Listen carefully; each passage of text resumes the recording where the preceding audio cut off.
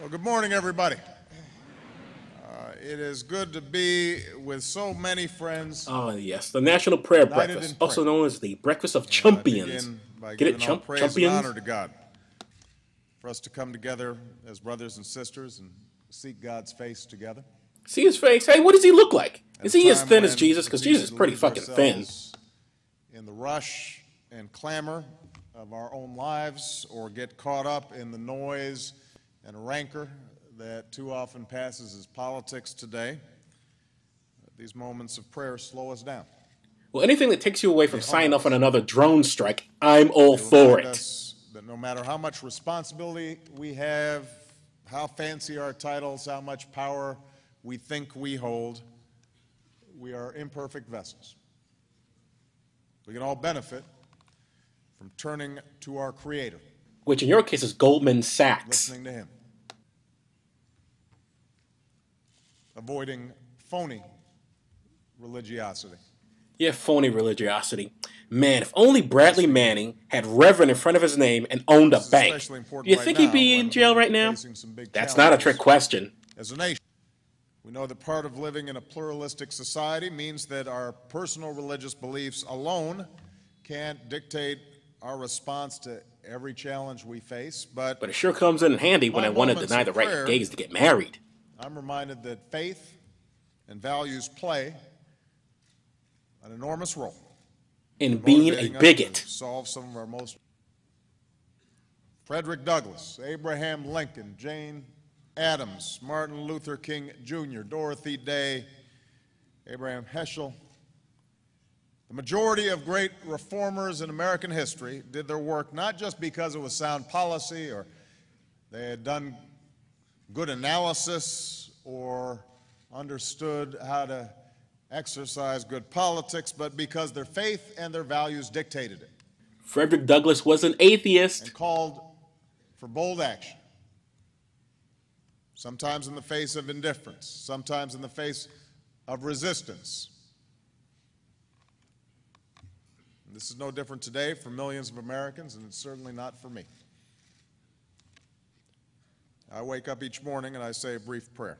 And then I shut down websites I don't like Mega Upload. Scripture Or I and send devotion. guys to prison on false charges like From Julian time to time, friends Assange. of mine, WikiLeaks! some who are here today.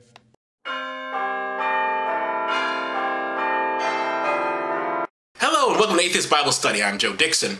We're going to take up where we left off. Previously we had Jesus getting his feet washed, and then he goes around doing some preaching. Well, we're back to the preaching in this, the Children's Bible. In this section, we're now in the story where Jesus preaches, in parables.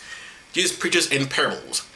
So what happens is Jesus he goes down to the seashore. First, he's going around healing people, and he gets his collection. And he's got his 12 apostles, and he's got these broads with him as well, following around. They can't be apostles, but they can hang out. They can be groupies. Basically, it's Mary Magdalene, Joanna, Susanna, Ukababana, I don't know, just a lot of Hohannas. The curious thing here is, I gotta read this part though. This is curious to me. Listen to this. The 12 disciples were with him, okay, and certain women which had been healed of evil spirits and sicknesses. Mary, called Magdalene, now we've heard of her, out of whom went 7 devils, which is a lot of devils to have in you. I don't know if you've had 7 devils in you, ladies and gentlemen, but that's a lot of devil. Oh, just squished up in your body like that. That had to be pretty tough for her. And Joanna, the wife of Chuza, however you pronounce that, Chuza, Herod's steward, actually she's very important, she's a steward, and Susanna, and many others who cared for him out of their means. Cared for him out of the means. What does that mean, their means? Were they paying Jesus? Was he living off these people? How exactly was Jesus making a living at that point? I know he was a carpenter, but now he's not carpeting anymore. He's going around making all these preaching stuff. Are they feeding him? How is he making any money? You wouldn't think the Son of God would need to make money, but since he did have a job before, and now he's doing all this preaching thing, are they paying him? What do they mean by means? I'm very curious. Was Jesus a pimp? Was this motherfucker making his money off these women? We'll have to look into that sometime. Anyway, so whichever is the case, so he's got them with him. He's got his followers and his multitude checking him out, seeing his show, So he says okay, I'm at the seashore here. I want to do a little bit of my preaching shit, but I need a boat. I got to do it. I can't work in these conditions. I need a boat. And they said, okay, Jesus, calm the fuck down. So they give him a boat, and he's out in the boat, and he starts talking in parables, which means He don't know what he's saying. He's just making it up as he goes along. His story is there's a guy with seeds, and he's dropping the seeds, and some people pick up the seeds, and birds come along pick up the seeds, and this is the bird, and then there's the seeds, and sometimes the seeds go fruit, and all this sort of stuff. And the people go away because they enjoy this for some reason. They don't know what he's talking about, but they think it's profound because it doesn't make any sense to them. So it's very, very profound. I don't know what Jesus was talking about, but I didn't understand it, so it must be good. It's like it's what happens when people listen to a person and they think it's smart, then they're like, oh, he must know what he's talking about. So they go away. But his disciples go like, Jesus, what the fuck was that? We don't understand what you're saying. What was that? And he said, okay, listen. I'll explain the parables to you. Everyone else can just, they'll have to figure it out on their own. But I'll tell you because you're one of my boys, right? See, the bird thing and the seed thing, that was just, God comes along, picks you up, and sometimes the devil comes along, spreads you along, and that's what the seeds and all that sort of stuff was. And they said, okay, great. You can't just say that? You think you just say that? And he says, no, listen. I'm the headliner here. I will decide how this show goes, all right? Don't fucking tell me. Have you got a Letterman under your belt? I do. I got 6 Lettermans. I know what the fuck I'm doing. So, okay, fine, Jesus. So, Jesus, the late Jesus, like, okay, listen, I got some other, he turns out some other material on them. He says, how about this parable?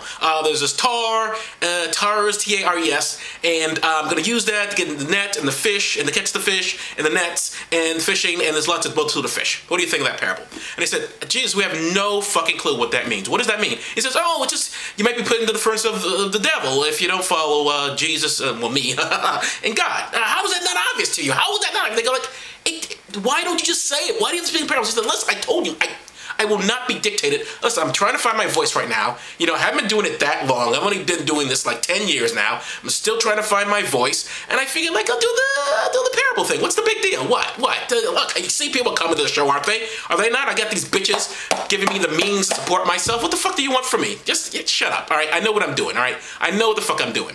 And so they say, okay, Jesus, whatever. Right? And they say, yeah, whatever. And they say, yeah, okay, Jesus, whatever. No, whatever. Yeah, whatever. That's right. That's right. Whatever. Assholes trying to tell me I'm Jesus. I'm the Messiah. God damn it. Oh, sorry, Dad. I can't tell this shit. Whew. And so, ladies and gentlemen, that's how Jesus speaks in parables.